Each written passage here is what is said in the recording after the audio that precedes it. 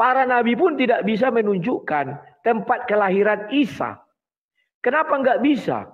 Karena dia memang tidak ada catatan arkeologisnya, bukti arkeologisnya, catatan geografis dia di mana hidup, nggak ada, Tat. Buka Al-Quran sampai botak kepala kita, nggak ada catatan di mana dia hidup, di mana dia jalan. Hanya diberitahukan dia lahir di timur Baitul Maqdis, hanya itu petunjuknya. Yang lain tidak ada, ya.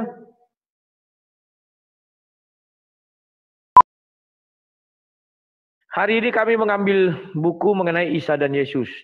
Kalau dalam pandangan Kristen, Yesus itu adalah juru selamat. Itu terdapat di Lukas 1 ayat 11. Dan di Yesaya 43 ayat 11. Akulah Tuhan, tidak ada juru selamat lain selain aku. Ya. Jadi kalau Yesus, ada yang mengabarkan Yesus itu bukan Tuhan, itu udah beda dengan kami, ya. Dan kemudian dia lahirnya di Bethlehem. Kemudian dia memiliki orang tua Yusuf dan Maria, orang tua duniawinya. Kemudian dia adalah 100% Tuhan dan 100% manusia. Dan yang pastinya kalau kita melangkah lagi, dia disalib, dikuburkan dan bangkit pada hari yang ketiga, naik ke atas surga, ya. Naik ke langit dan disaksikan oleh banyak orang. Jadi semuanya itu tercatat dan fakta arkeologisnya sampai hari ini ada. Mulai dari tempat kelahiran sampai tempat penguburan ada, ya. Secara arkeologis bisa dipertanggungjawabkan. Nah, dari situ kawan, kemudian kita beranjak lagi mengenai Yesus ini. Yesus tidak menikah, ya. Dan Yesus adalah seorang anak tukang kayu, bisa dipertanggungjawabkan, dan dia dari keturunan Yehuda. Dia diangkat menjadi imam berdasarkan hukumnya Melkisedek, bukan hukumnya Harun, yakni harus dari Lewi. Jadi Isa dan Yesus itu bagi kita sudah hal yang berbeda. Tapi dari segi nama bisa jadi ada kecocokan. Contoh Yohanes jadi John, misalnya begitu, ya. Yesus jadi Yesus pakai J dan pakai Y di Indonesia. Kalau itu kita tidak, dan fakta-fakta sejarahnya ini yang tidak pas, ya. Makanya orang Kristen selalu mengatakan Isa bukan Yesus, ya.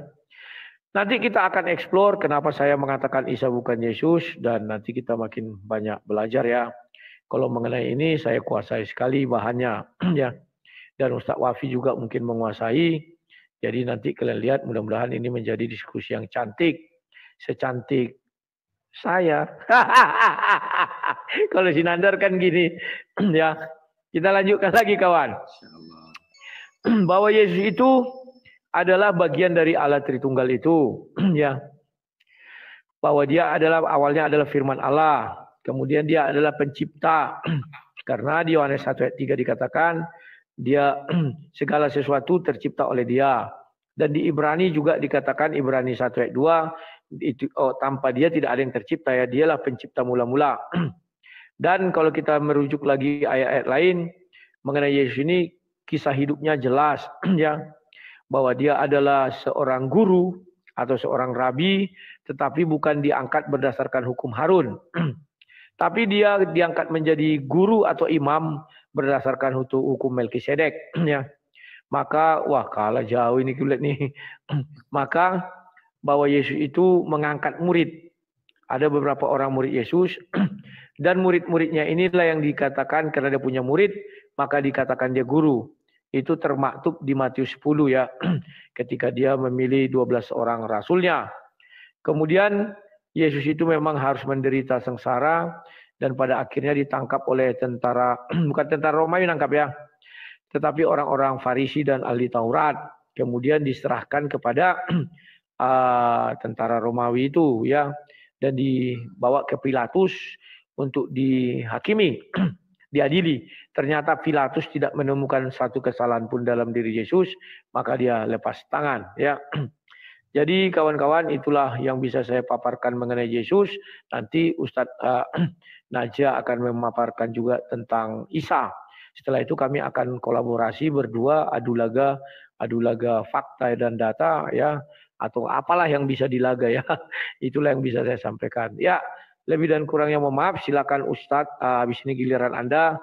setelah waktunya habis. Wah, menang si Ustadz ini babak pertama. Ayo kawan-kawan semangat. Nanti karena saya sebentar iklan dulu. Saya lagi membangun gereja ya, jadi setiap hasil daripada diskusi ini selalu saya sumbangkan sebagian untuk pembangunan gereja itu. Oke Tat, silakan. Mantap. Oke. Sebentar. Ya, silakan. Bismillahirrahmanirrahim. Assalamualaikum warahmatullahi taala wabarakatuh. Sahabat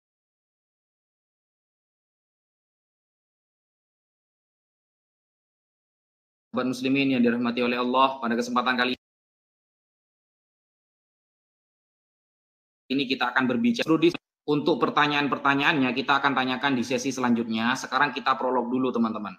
Bahwa Nabi Isa ini adalah putra dari Sayyidah Maryam. Beliau ada di tanah Kanaan. Dulu namanya Kanaan teman-teman. Kalau sekarang Pales ya. Pales tidak usah saya sebutkan nama lengkapnya, takut kena Bennett. Sekarang itu namanya Pales. Dan beliau lahir di Bethlehem.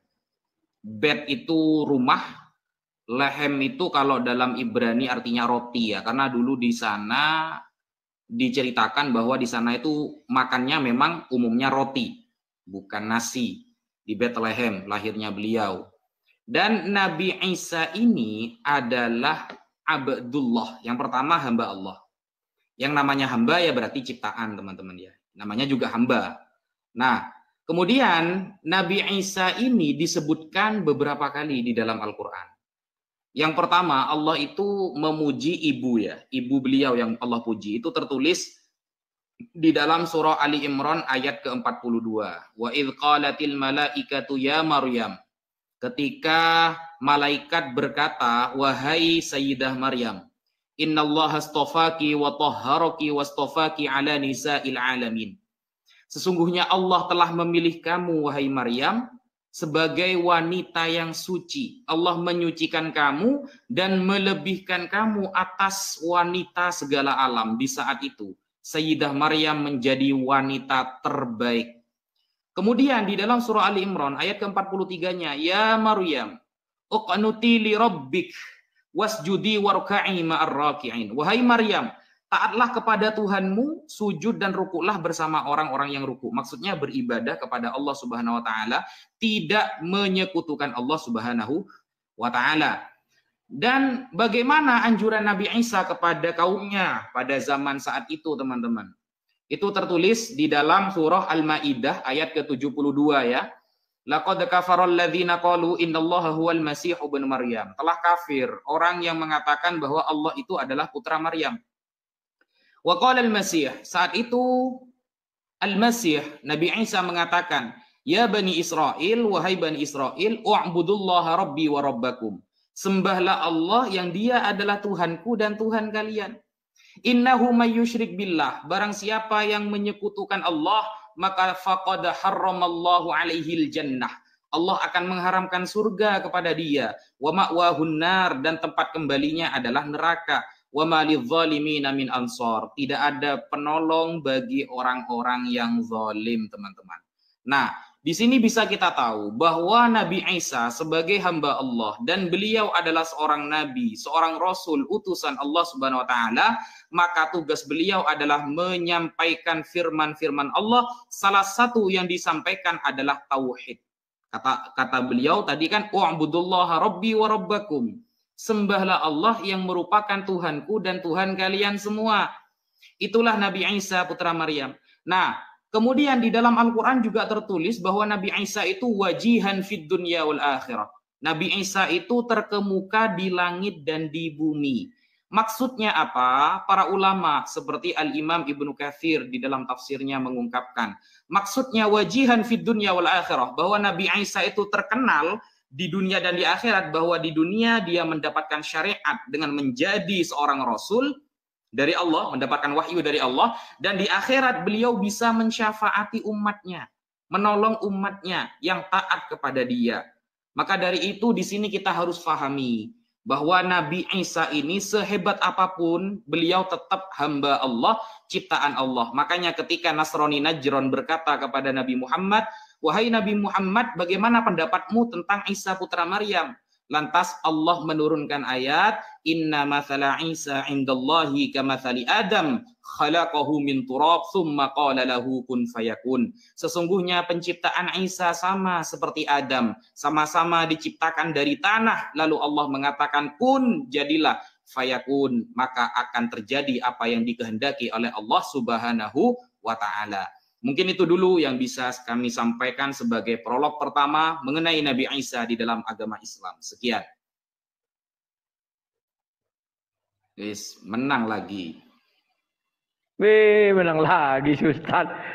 Ya, kalau siang belum banyak penggemar nih, tapi udah 462 yang nonton. Tempatmu berapa Tat yang nonton? 353. Menang aku jumlah penonton. Oke. Ya. Ya, terima kasih Tat. Kita sekarang membuktikan bahwa Isa bukan Yesus dan Yesus bukan Isa. Saya mulai mengutip dari surah 19 ayat 16. Di sana dikatakan, dan ceritakanlah wahai Muhammad kisah Maryam ketika dia mengasingkan diri ke timur Baitul Maqdis. Ya. Jadi Ustadz kalau mengatakan Bethlehem itu satu kekeliruan karena Bethlehem itu selatannya Baitul Maqdis, bukan timur. Timur Baitul Maqdis itu menuju ke arah Iran atau ke Arab Saudi itu ya. Timur sebelah kanan, utara itu atas ke bawah selatan. Jadi kalau saya ini adalah Yerusalem, Baitul Maqdis, saya itu lahir ke arah kaki saya ini atau selatan. Selatannya itu Bethlehem. Tapi yang menurut Al-Quran ke kanan, yakni timur. Ya. Jadi di situ sudah tidak ada kecocokan. Kemudian yang kedua, bahwa Isa itu terkemuka di dunia dan di akhirat. Ya. Saya nggak ngerti apa Ustaz bilang tadi dia bisa memberi syafaat. Karena menurut hadis 6080, Isa nggak bisa memberi syafaat. Yang memberi syafaat itu terhadap pengikutnya itu hanya Nabi Muhammad. Bagaimana Isa jadi punya pengikut? Sebab Muhammadlah nanti Nabi terakhir, maka Isa pun mengikut Muhammad. Artinya pengikut Nabi Isa itu ke neraka semua. Karena tidak pengikut Nabi Muhammad kan, hanya Isanya aja yang ikut Nabi Muhammad. Jadi dikatakan 6080 justru Muhammad yang bisa memberi syafaat untuk memindahkan orang dari neraka ke sorga. Kemudian Isa dibuat dari tanah. Bahwa Yesus Kristus tidak tercipta dari tanah tapi daging. Maka dikatakan di situ firman menjadi daging. Ya. Kalau di dalam ajaran Islam memang betul bahwa Isa terbuat dari tanah katanya. Ya. Kemudian yang lain lagi bahwa Isa itu tidak mati di kayu salib. Ya, tidak disalibkan, malah bukan mati. Janganlah dulu bicara mati, tapi tidak tersalib di kayu salib. Tetapi kalau Yesus itu memang ada disalibkan dan akhirnya dikuburkan dan bangkit ya. Jadi Ustadz, bahwa pembuktian Ustadz ini agak sulit sekali kalau saya mengatakan Isa bukan Yesus. Ya, dari sudut apapun yang pertama tempat lahirnya itu dulu cari tahu ya. Baru nanti kita susul dengan fakta-fakta arkeologis dan geografisnya ya. Itu harus terbukti. Kalau nggak terbukti ya apa boleh buat. Kemudian yang paling menarik lagi bahwa Isa menubuatkan kedatangan seorang nabi yang bernama Ahmad di surah 61 ayat 6 ya kan. Sementara Yesus tidak ada menubuatkan itu.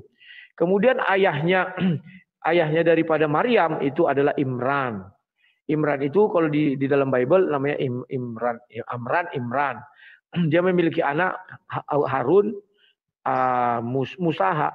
Musa dan Miriam ya. Jadi itu pun sudah berbeda. Kalau di kami ayahnya si Maria siapa namanya lupa Eli ya. Jadi itu sudah dua hal yang berbeda. Jadi ini mengenai itu tidak sama. Kemudian yang paling unik lagi bahwa Maryam tidak memiliki suami. Sementara Maria memiliki suami namanya Yusuf ya. Karena di dalam tradisi Yahudi harus memiliki suami dan istri baru bisa masuk ke Bait Allah. Dan yang paling menarik lagi bahwa Yesus disunat umur 8 hari. Sementara Isa tidak disunat. Tetapi ada dalam ajaran Islam bahwa Isa disunat sejak dari dalam rahim. Saya nggak tahu kebenarannya bagaimana yang membuktikannya ini.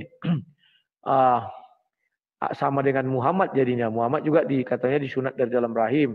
Apakah untuk mencari remis sehingga Isa harus disunat dari dalam rahim? Faktanya dia adalah seorang keturunan Yahudi yang disunat umur 8 hari. Itu pun sudah sangat-sangat berbeda ya. Kemudian tidak ada dijelaskan di dalam Quran Isa ini mengajar di dalam bait Allah atau Isa mengajar di sinagog. Nggak ada ya. Jadi itu sudah jauh berbeda. Bahwa Isa adalah Isa, Yesus adalah Yesus. Ya. Dan yang paling unik kenapa orang-orang Muslim selalu ingin Isa itu adalah Yesus. Ini sangat menjadi misteri, ya kan? Sementara kami tidak pernah berharap Isa itu adalah Yesus itu adalah Isa. Karena kami tidak mau menuhankan manusia. Kalau Isa itu adalah Yesus, betul kami menuhankan manusia ya. Terima kasih Tat. Alah kalah lagi Tat. Iya, kalau penonton banyak kalah terus aku nih. Sampai 10 kali pun kita tanding kalah terus aku nih Tat. Sudah. Terima kasih Pak Piniel ya. Buat Tat. Aku sekali mencet Tat. Siapa tahu aku bernasib kali ini Tat. Ya, silakan Tat. Oke, bismillahirrahmanirrahim. Jadi tema pada hari ini teman-teman kan antara Yesus dengan Isa. Di sini saya melihat Mas Rudi Yohanes menfokuskan dalilnya itu kepada perbedaan antara penulis ya. Penulis di dalam Bible dan yang tertera di dalam Al-Qur'anul Karim. Jadi begini Mas Rudi. Saya awalnya mengutip pendapat Ibu Rita Wahyu di dalam Sarapan Pagi Biblika bahwa beliau menulis Isa dan Yesus itu sama. Cuma karena penulisnya berbeda dalam kitab suci, maka menimbulkan perspektif yang berbeda. Itu kata Ibu Rita Wahyu. Mas Rudi Yohanes tidak perlu setuju juga kepada beliau. Cuma minimal ada orang Kristen yang berpengaruh, yang memiliki kehebatan dalam bahasa Ibrani dan Yunani, memiliki kehebatan dalam sejarah, dan memiliki website resmi namanya Sarapan Pagi Biblika yang mengakui bahwa Isa dan Yesus itu sama. Nah, minimal ada orang Kristen, berarti orang Kristen ini tidak sepakat atas ketidaksamaan Isa dan Yesus. Minimal seperti itu. Meskipun Mas Rudi nanti akan menolak siapa Ibu Rita Wahyu, tidak mewakili kami. Oke, tidak apa-apa. Tapi minimal itu bukan menjadi kesepakatan antara umat Kristen bahwa Isa dan Yesus itu berbeda. Kemudian banyaknya gereja-gereja yang tertulis Isa Al-Masih. Nah, Isa ini kan dari kata Yesua. Yeshua. Ya, dalam Ibrani atau Aramaik kalau nggak salah, itu kan kalau dijadikan bahasa Arab, maka huruf iya yang di awal itu ditaruh di terakhir, kan begitu. Menjadi Aisu. Karena berat mengucapkan kasroh setelah domah, maka dibaca Aisa atau Iso atau seperti itu. Jadi ya sebenarnya dalam segi gramatikal bahasa ya sama saja Mas Rudi. Seperti itu. Kemudian masalah ayah Nabi Musa Imran. Nah, ternyata ini kegagalfahaman Mas Rudi. Ketahui bahwa ayah dari Sayyidah Maryam dan ayahnya Nabi Musa itu sama-sama Imran, tapi beda orang Mas Rudi. Disebutkan di dalam kitab Qososul Anbiya yang ditulis oleh Al-Imam Ibnu Katsir Ad-Dimashqi bahwa Nabi Musa itu memang ayahnya namanya Imran. Musa bin Imran bin Qahif bin Azir bin Lewi bin Yakub bin Ishak bin Ibrahim alaihissalam. Begitu. Tapi kalau Sayyidah Maryam beda. Maryam binti Imran binti Bashim bin Amun. Nah, bin Bashim bin Amun. Nah, jadi memang terdapat dua nama Imran tapi beda orang. Antara ayahnya Nabi Isa dan Nabi Sayyidah Maryam itu sama-sama Imran tapi memang beda orang. Nggak sama memang nggak sama. Nah, lalu perbedaan salah satunya yang Mas Rudi sebutkan. Oh iya, tadi Mas Rudi sempat mengatakan begini.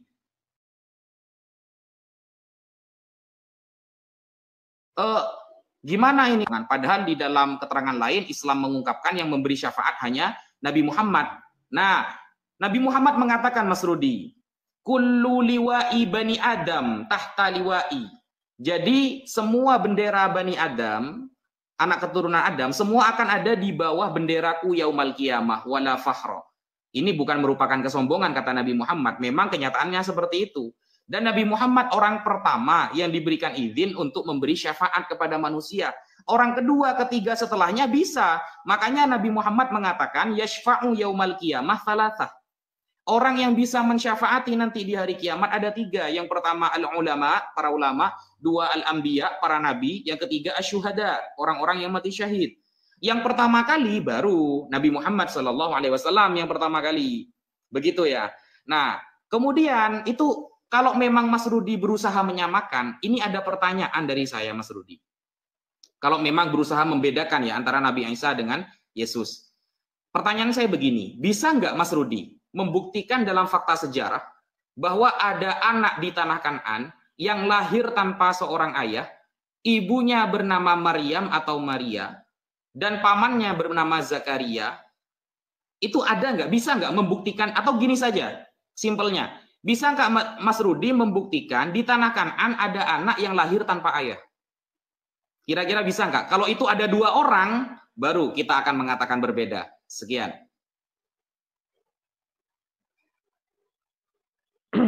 Kalah maning. Kalah maning kita kawan, kalah maning, nggak apa-apalah. Siap, sabar. Oke, Tat, udah datang dia. Mainkan. Salah pencet aku.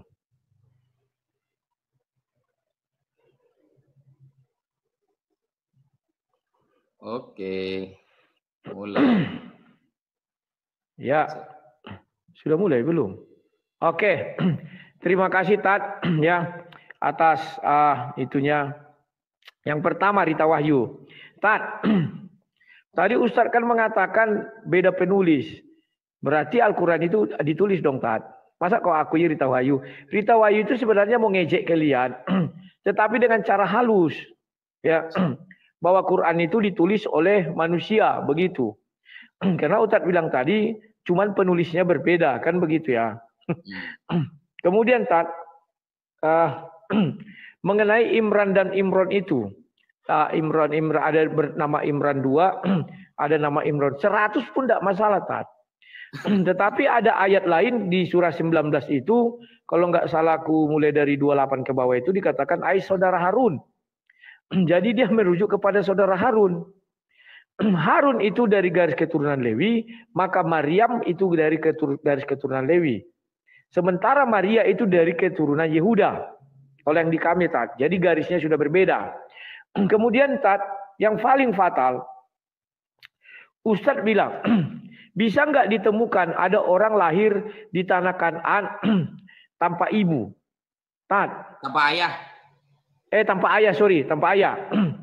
Pahami dulu Tat, bahwa Isa itu bukan lahir di Kan'an, tapi timur Baitul Maqdis, itu ke Irak, ke Iran, ke Arab Saudi.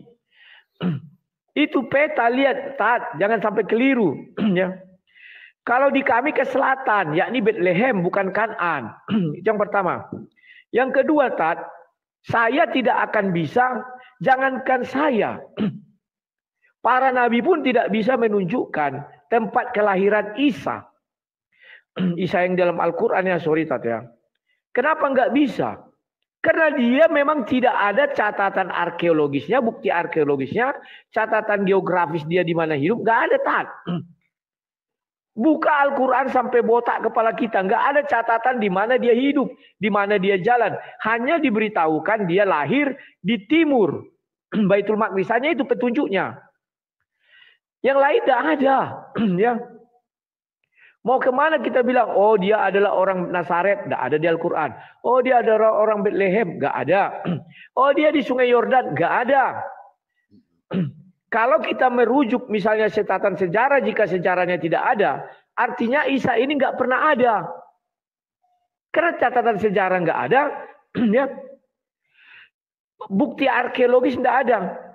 Kalau Yesus jelas lahirnya di kandang Bethlehem, itu diakui oleh Yahudi, diakui Katolik, diakui Protestan.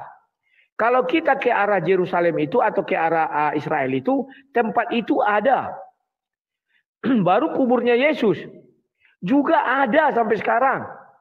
Tempat dia lahir, tempat dia kuburan ada. Tempat baptisnya ada. Kalau Isa, dia itu tak pernah dibaptis Isa.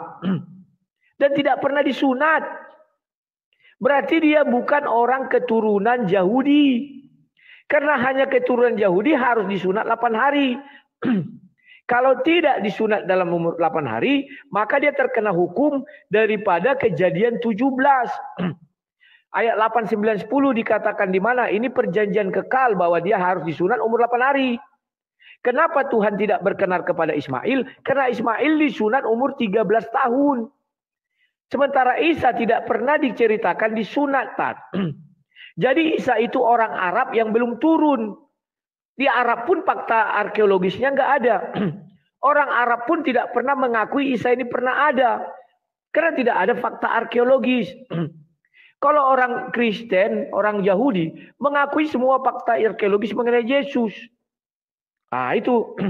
Tapi saya tidak mengatakan tokoh fiktif pula. Karena tidak enak. Kemudian bahwa persamaannya juga tidak ada lagi. Isa itu dari daging. Dari tanah. Kalau dari tanah menurut Al-Quran hanya Adam yang dibentuk dari tanah ditiupkan napas hidup. Isa kan bukan dari tanah. Tapi dia dianggap si tanah. Kan begitu tanah. Setelah Adam jatuh ke dalam dosa, apa dibilang? Manusia itu terlahir dari segumpal darah, air mani, kan begitu. Itu yang kita ketahui. Makanya di tafsir Ibnu Katsir surah 19 ayat 22 dikatakan apa? Tiupan dari Jibril masuk ke farji dan menjadi Isa. Terima kasih Tat. Kalah maning aku tap. Ayo kawan-kawan Kristen pada kemana ini semua? Oh iya ya, hari malam Jumat saya yang kalah. Kalau siang menang saya. Mak udah 15 kali Ustaz menang. Aduh aku sekalipun belum. Ngeri ya. Silakan Tat. Oke, bismillahirrahmanirrahim. Apakah ada keterangan di dalam agama Islam bahwa Nabi Isa itu lahir di Bethlehem? Memang tidak disebutkan di dalam Al-Quran, Mas Rudi. Secara jelas, Baitul Lahmin, rumah roti, enggak ada memang. Tapi kita harus konsisten dulu, Mas Rudi. Al-Quran dan Bible itu bukan kitab sejarah ya. Itu kitab suci masing-masing. Jadi kalau kitab sejarah, oke. Ketika kita tidak menemukan suatu fakta arkeolog atau apalah itu. Oke. Tapi Al-Quran itu bukan kitab sejarah. Al-Quran itu menjelaskan tentang umat terdahulu karena tujuan Allah untuk meneguhkan hati Nabi Muhammad. Makanya Nabi Muhammad itu dikatakan, Allah berfirman dalam Al-Quran, wa kullan naqussu 'alaika min amba'ir rusul ma nuthabbitu bihi fu'adak. Seluruh cerita para rasul terdahulu aku ceritakan kepada kamu Muhammad untuk meneguhkan hati kamu. Itu jadi bukan kitab sejarah. Kemudian apakah ada kalau di hadis? Kalau di hadis ada, Mas Rudi. Ketika Nabi Muhammad di-Isra' Mi'rajkan oleh Rasulullah, oleh Allah ya. Nabi Muhammad di-Isra'kan oleh Allah minal Masjidil Haram ilal Masjidil Aqsa, dari Masjidil Haram ke Masjidil Aqsa. Nah, saat sampai ke Bethlehem, Nabi Muhammad itu disuruh sholat oleh malaikat Jibril. Disuruh sholat 2 rakaat. Nah, ketika disuruh sholat, malaikat Jibril bertanya kepada Nabi Muhammad, kamu tahu nggak Muhammad, ini tempat apa? Kemudian Nabi Muhammad mengatakan, tidak ya Jibril, aku nggak tahu, tempat apa ini? Lalu malaikat Jibril mengatakan, hadzal makan haitsu wulida Isa. Ini adalah tempat di mana Isa dilahirkan, Bethlehem, Nazrain. Nah, kemudian di dalam Al-Quran dijelaskan kan, Mas Rudi, Bismillahirrahmanirrahim. Fa'aja'ahal makhadu ila jid'in nakhlah qalat ya laitani mittu qabla hadza wa kuntu nasyam mansiyya. Itu tertulis dalam surah Maryam ayat 23. Rasa sakit akan melahirkan, memaksanya bersandar pada pangkal pohon kurma. Kan dijelaskan bahwa Nabi Isa itu lahir di bawah pohon kurma. Dia Maryam berkata, oh seandainya aku mati sebelum ini dan menjadi seorang yang tidak diperhatikan dan dilupakan selama-lamanya. Itu tertulis dalam surah Maryam ayat 23. Kemudian diteruskan dalam surah Maryam ayat 24-nya, fanadaha min tahtiha alla tahzani qad ja'ala rabbuki tahtaki sariya. Dan Jibril berseru kepadanya dari tempat yang rendah. Apa kata Jibril kepada Sayyidah Maryam? Janganlah engkau bersedih, sungguh Tuhanmu telah menjadikan anak sungai di bawahmu.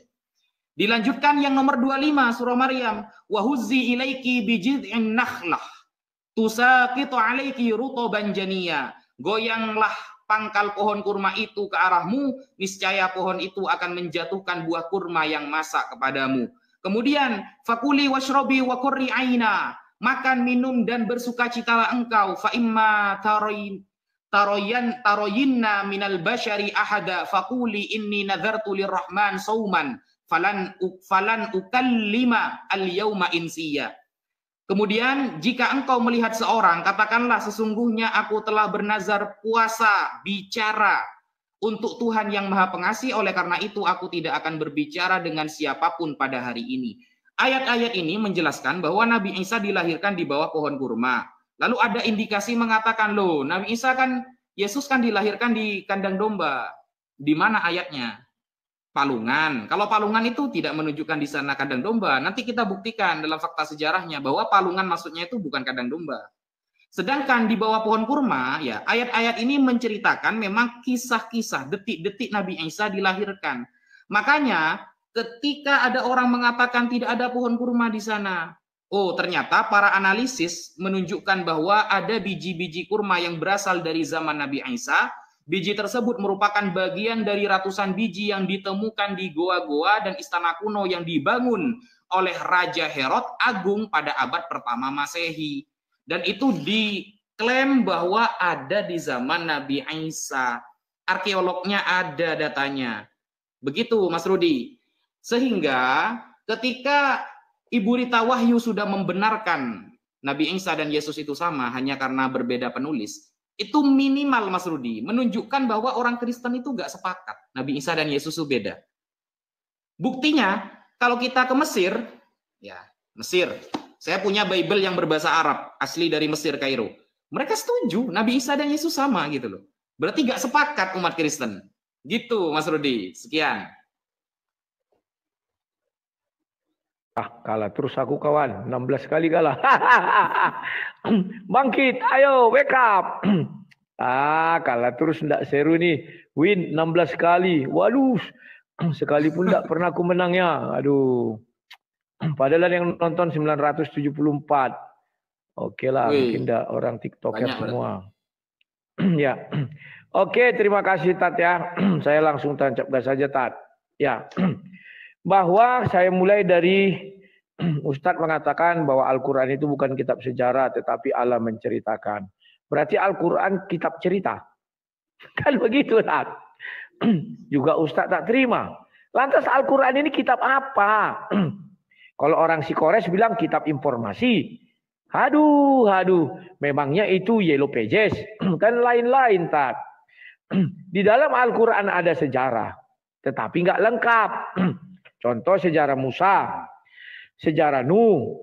Al-Quran itu juga kitab sejarah. Karena Tuhan ingin menceritakan yang kejadian masa lampau, itu kan sejarah masa lampau itu. Kepada Muhammad yang hidup di zaman 610 itu. Kemudian, ya, bahwa tadi dikatakan tidak disebutkan. Aduh. Ya kalau tidak disebutkan itu derita kalianlah sebagai umat Islam. Ya, Tat. Nah, sekarang aku membukakan ini dikit Tat. Peta Israel. Bentar ya. Biar bisa Ustadz paham. Ya. Di situ jelas dikat ini Yerusalem Tat. Ustadz mengatakan Yerusalem Bethlehem kan. Ini Yerusalem Tat. Ini Moskow kelihatan ya. Di bawahnya ini adalah Bethlehem Tat. Yerusalem itu utara, Bethlehem ini selatan. Timurnya itu ke sini Tat. Ini timur. Ke sini. Isa itu lahir di sini Tat. Di timur sini. Ini. Banyak timur sini ini. Ini Yerusalem itu Baitul Maqdis kan Yerusalem sini Tat. Ya. Bethlehem itu selatan, bawah di bawahnya. Gitu ya Tat ya. Oke. Kemudian Tat, makanya selidiki dulu apa yang mau kita ucapkan. Ustadz bilang bahwa Nabi Muhammad sholat 2 rakaat. Perintah sholat itu setelah dia di langit baru dapat. Lah sholat yang mana lagi yang mau diikutinya di situ? Isra dan Mi'raj itu adalah bahwa Nabi Muhammad menjemput ke Sidratul Muntaha perintah sholat yang 5 sholat itu 5 waktu. Sholat mana lagi yang mau kau bilangkan tak sama kami 2 rakaat? Berarti kalau sudah ada sholat, Muhammad berarti melawan Allah SWT yang mengatakan sholat itu 5 waktu itu. Ya. Karena di sana baru diterima itu, bukan di bumi. Paham ya? Kemudian, ini Isra Mi'raj sudah tadi. Kemudian, nah ini bantahan antara Al-Quran dan hadis, ya. Kamu mengatakan di hadis dikatakan di Bethlehem, itu selatan. Sementara Al-Quran mengatakan timur. Maka sering saya katakan, kenapa akhir-akhir ini kalau umat Islam bicara tentang Al-Quran, hadis selalu bertentangan dengan Al-Quran. Contoh tadi terkemuka di dunia dan akhirat. Ustadz sendiri pernah membacakan kepada kami, hadis mengatakan yang terkemuka di dunia akhirat itu Muhammad. Bukan Isa. Sementara Al-Quran mengatakan Isa. Kemudian Ustaz menjelaskan makna terkemuka di akhirat, dia bisa memberi syafaat. Sementara di hadis dikatakan Isa nggak bisa. Yang 6080 mana bisa Isa? Yang bisa itu adalah Muhammad. Memindahkan orang dari neraka ke surga. Jadi kami jadi bingung ini. Ya, yang mana sebenarnya yang kalian ikuti? Al-Quran atau hadis? Banyak yang bertentang-tentangan begitu ya. Kemudian lagi kita berbicara tentang bahwa Isa ini bukanlah Yesus dari surah 19 itu. Perhatikan baik-baik surah 19 itu. Mulai dari ayatnya ke-16. Ya. Bahkan di ayat 33 dikatakan pada saat aku hidup, lahir, mati dan bangkit. Sampai sekarang umat Islam tidak mengakui bahwa Nabi Isa itu sudah mati. Lah kapan matinya? Sementara dikatakan di situ dia mati baru diangkat kepada Allah SWT. Urutan ayat itu kan jelas. Sabar dulu Tat, aku agak lupa ini. Oh dikit lagi. Tunggu ya. Ayatnya ke-33 kalau nggak salah aku. Tunggu kita lihat. Nah ini. Dan kesejahteraan semoga dilimpahkan kepadaku. Pada hari kelahiranku, pada hari wafatku. Dan pada hari aku dibangkitkan hidup kembali. Nah. Sementara hadis mengatakan dia tidak mati. Sementara di sini ada dikatakan pada hari wafatku. Nah ini Tat, terima kasih. Oke. Siap. Waduh, kalah lagi Mas Rudi. Aduh, 17 kali aku kalah, Bah. Aduh, memang maunya malam kita mainnya biar agak berimbang. Ya. Nggak apa-apa, siang sekali, malam bisa juga. Siap. Silakan Tat. Oke, bismillahirrahmanirrahim. Yang pertama Mas Rudi mengkanter masalah sholat 2 rakaat di tempat Nabi Isa. Loh kan sholat itu baru didapatkan di nanti ketika di langit gitu. Itu kan sholat 5 waktu Mas Rudi. Itu sholat 5 waktu. Yang sholat 2 rakaat ini sholat sunnah Mas Rudi. Sholat safar, sholat sunnah, sholat di tempat-tempat yang mengandung berkah. Karena itu tempat kelahiran Nabi Isa. Kalau sholat 5 waktu, memang itu di langit nanti. Makanya di dalam surah An-Najm itu kan diterangkan ketika Nabi Muhammad sudah nyampe ke Sidratul Muntaha. Walaqad ra'ahu nazlatan ukhra inda Sidratil Muntaha indaha jannatul ma'wa. Itu nanti. Nah, kemudian masalah Nabi Isa ternyata bertentangan antara hadis dengan Al-Quran. Bukan bertentangan Mas Rudi. Sesuatu yang tidak dijelaskan dalam Al-Quran, maka yang menjelaskan itu adalah hadis. Jadi sumber pengambilan hukum di dalam agama Islam itu ada 4 Mas Rudi. 1 Al-Quran. Kedua hadis. Ketiga ijma ulama. Keempat qiyas. Dalilnya ada semua di Al-Quran. Kita suruh ikut hadis Nabi, sunnah Nabi. Ada. Kullu ma atakumur rasulu fakhudhu in kuntum tuhibbunallah fattabi'uni, kata Nabi Muhammad dalam Al-Quran yang dinarasikan dengan firman Allah? Ada. Kita harus ikut ijma ulama. Ayatnya di dalam surah An-Nisa ada wa may yushaqiqir rasula min ba'di ma tabayyana lahul huda wa yattabi ghayra sabilil mu'minin. Orang-orang yang tidak mengikuti jalan-jalan orang yang beriman. Imam Syafi'i menjelaskan bahwa surah An-Nisa itu adalah dalil bahwa kita wajib ikut ijma ulama, kesepakatan para ulama. Kemudian kias. Kias apakah ada dalilnya dalam Al-Quran? Ada. Di dalam surah Al-Hasyr ayat 2, fa'tabiru ya ulil absar. Jadi semuanya ada di Al-Quran, cuma orang-orang yang ahli yang bisa memahaminya. Al-Quran kan pakai bahasa Arab, Mas Rudi. Jadi harus ahli bahasa Arab dulu dalam memahami Al-Quran. Kemudian Nabi Isa kan mati bertentangan dengan hadis. Katanya di hadis Nabi Isa belum mati. Atau di dalam Al-Quran surah An-Nisa ayat 157 ya, wa qaulihim inna qatalnal masiha Isa bin Maryam wa ma qataluhu wa ma salabuhu walakin syubbiha lahum. Tentang penyalipan Nabi Isa, umat Islam meyakini Nabi Isa tidak tersalib. Beliau diselamatkan oleh Allah. Atau di dalam ayat lain ketika Allah mengatakan inni mutawaffika wa rafi'uka ilayya wa mutahhiruk. Nah, bahwa aku mutawaffika maksudnya mengambil engkau. Kemudian warafi'uka dan mengangkat engkau ilayya kepadaku wa mutahhiruk dan menjauhkan engkau minal ladzina kafaru dari orang-orang yang kafir dan lain sebagainya. Insyaallah seperti itu ayatnya. Nah, jadi itu ayat-ayat itu tidak bisa kemudian dibandingkan dengan surah Maryam. Kalau di surah Maryam itu begini Mas Rudi isinya. Gimana itu? Salamun alayyah ya yauma wulidtu wa yauma amutu wa yauma ub'atsu hayya, kan begitu ya. Bahwa kesejahteraan bagiku yauma wulidtu, di mana hari aku telah dilahirkan. Wulidtu itu kata yang lampau. Nah, isi fi'il madhi namanya, kata kerja yang lampau. Yauma wulidtu, kesejahteraan bagiku hari di mana aku telah dilahirkan. Wa yauma amutu, dan hari aku akan mati. Akan ya, bukan sudah mati itu, karena lafalnya amutu. Amutu itu fi'il mudhari'. Apa fi'il mudhari'?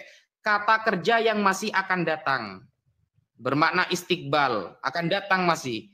Wa yauma amutu wa yauma ub'atsu hayya, dan hari di mana aku akan dibangkitkan kembali oleh Allah Subhanahu wa taala kasairin nas, sebagaimana manusia yang lain. Seperti itu. Jadi itu bukan sudah mati, bukan, tapi masih akan mati. Kapan? Nanti di hari kiamat. Makanya di dalam surah Az-Zukhruf Allah Subhanahu wa taala menerangkan innahu la ilmul lisa'ah fala tamtarunna biha. Jadi datangnya Nabi Isa itu menjadi tanda-tanda akan datangnya hari kiamat. Nabi Muhammad sendiri menafsiri ayat surah Az-Zukhruf ayat 61, tertulis di dalam kitab hadis Sahih Ibnu Hibban, bahwa kata Nabi Muhammad, hadhil ayat tadullu ala anna Isa nazala qabla yaumil qiyamah. Ayat ini menunjukkan bahwa Nabi Isa akan hadir nanti sebelum hari kiamat. Begitu Mas Rudi. Monggo. Oke, Tat. Kita langsung closing statement yang aku lupa, aku kuliah jam 2. Oh, siap. Monggo, Mas Rudi 5 menit, saya 5 menit gitu ya. Ya, tadi siapa yang pertama? Mas Rudi dulu. Tadi aku pertama kan? Ya. Ah, berarti Ustadz duluan, baru aku. Mas Rudi ini pengennya terakhir terus, enggak apa-apa lah, kan enggak boleh nyebrang ya. Pembukaan tadi aku pertama kan, pembukaan. Ya. Nah, kan kesepakatan kita gitu. Tidak boleh nyebrang. Silakan, Tat. Nanti malam bisa kita mengenai Isa disalib atau enggak ya? Nanti malam Isa disalib loh. Kita kan sudah bicara Isa disalib kemarin. Sudah ya? Sudah. Oh, kusangka cari dengan tema lain itu aja. Kalau memang nanti malam enggak apa-apa, tapi cari tema lain. Boleh, tema lain ya. Aku mau balas kekalahan, Tat. 18 kali aku kalah. Oke, temanya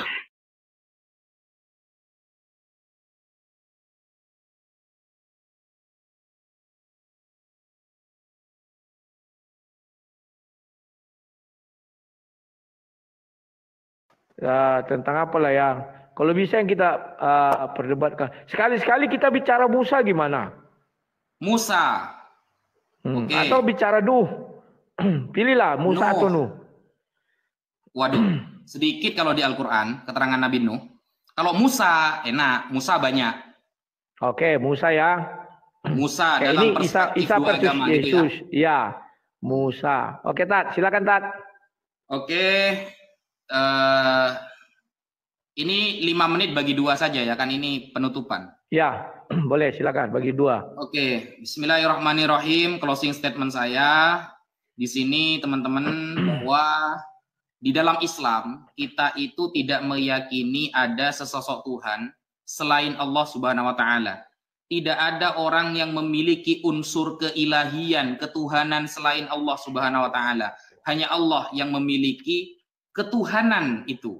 Uluhiyah, rububiyah, dan lain sebagainya. Semuanya hanya ada kepada Allah Subhanahu wa taala. Makanya di dalam surah Al-A'raf ayat 188. Misalnya secara tegas Allah berfirman, "Qul la amliku li nafsi naf'an wala dharran." Katakan wahai Muhammad bahwa diri kamu tidak bisa memberi manfaat, tidak bisa memberi bahaya, illa masya Allah, kecuali atas kehendak Allah. Dan Nabi Muhammad juga memperingatkan kita, la tatruni kama atortan nasara ibna Maryam. Janganlah kalian terlalu memuliakan aku sebagaimana orang Nasrani memuliakan Ibnu Maryam, yaitu Nabi Isa. Kita tidak pernah mengakui ketuhanan yang ada pada diri Nabi Isa. Sebagaimana ayat yang sudah disebutkan, inna mathala Isa indallahi kamathali Adam. Nabi Isa dan Nabi Adam sama-sama diciptakan min turab, dari tanah. Khalaqahu min turab, summa qala lahu kun fayakun. Allah mengatakan kun jadilah, maka akan jadi. Sehingga apapun kelebihan Nabi Isa, apapun mukjizat Nabi Isa, itu hasil pemberian dari Allah Subhanahu wa taala tanpa menuhankan beliau, tanpa mengatakan ada sisi ketuhanan dalam diri beliau. Terakhir dari kami, bahwa Nabi Isa ini teman-teman pernah mewasiatkan yang tertulis di dalam Qasasul Anbiya. Ya, cerita-cerita para nabi yang ditulis oleh Imam Ibnu Katsir, bahwa beliau pernah memberikan wasiat, nanti di akhir zaman akan ada nabi terakhir yang keluarnya dari Arab.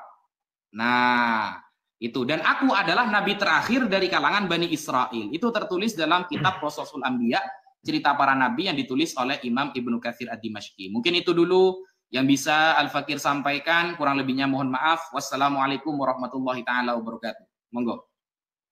Ya, terima kasih Tat. Ya, kawan-kawan, kita sudah sampai di pada penghujung ya. Jadi kalau dalam ajaran Kristen, Yesus itu memiliki keilahian. Karena di Lukas 1 ayat 11 dikatakan bahwa telah lahir bagimu juru selamat. Maka di Yesaya 43 ayat 11 dikatakan, akulah Tuhan, tidak ada juru selamat selain aku. Di dalam ajaran Kristen, Tuhan juga pernah mengangkat manusia menjadi Tuhan, yakni Musa di Keluaran 7 ayat 1. Ini menandakan bahwa kuasa Tuhan itu tidak terbatas. Bahkan dia bisa mengangkat manusia menjadi Tuhan. Ya, jangankan hanya mengutus dirinya sendiri, mengangkat manusia menjadi Tuhan juga bisa. Nah, kemudian berbicara dengan Yesus adalah fakta real. Kenapa dibilang fakta real? Karena dia ada catatan sejarahnya ada, letak geografisnya ada, dan arkeologisnya ada. Jadi dia bukan sosok yang fiktif, tetapi memang ada orangnya. Ya, kalah lagi aku, sudah 900 Ustaz. Nggak apa-apalah. Jadi kawan-kawan, itulah yang kita hadapi saat ini, bahwa Yesus ini ternyata ada dua. Yang satu Yesus Barabas, yang satu Yesus yang adalah Kristus. Yesus Barabas ini kisah hidupnya kita nggak tahu.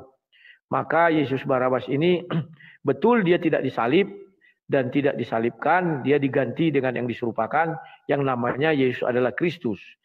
Kalau di kemudian hari Yesus Barabas ini menjadi nabi, bisa jadi, kita nggak tahu ya. Tapi yang milik kita adalah Yesus yang adalah Kristus. Yesus yang adalah Barabas itu mungkin milik orang lain yang kita tidak ketahui, karena Yesus yang adalah Barabas tidak mati disalib. Ya, jadi itulah, kalau itu kita ikhlas, kita ikhlaskan. Silakan ambil Yesus Barabas, mau 10 kayak Yesus Barabas kau ambil, silakan ya.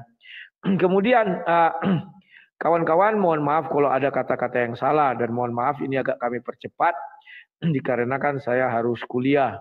maklumlah ya, mengambil kuliah hukum jam 2, sekarang sudah jam 2:03, saya telat-telat dikit enggak apa-apa. Hari ini kita kalah kawan-kawan ya, PK nanti malam kita balas Ustadz Wafi. Intinya argumen kita bagus dan dia tidak bisa menunjukkan fakta arkeologis dan dia tidak bisa menunjukkan timurnya Baitul Maqdis itu mana dan segala macamnya ya.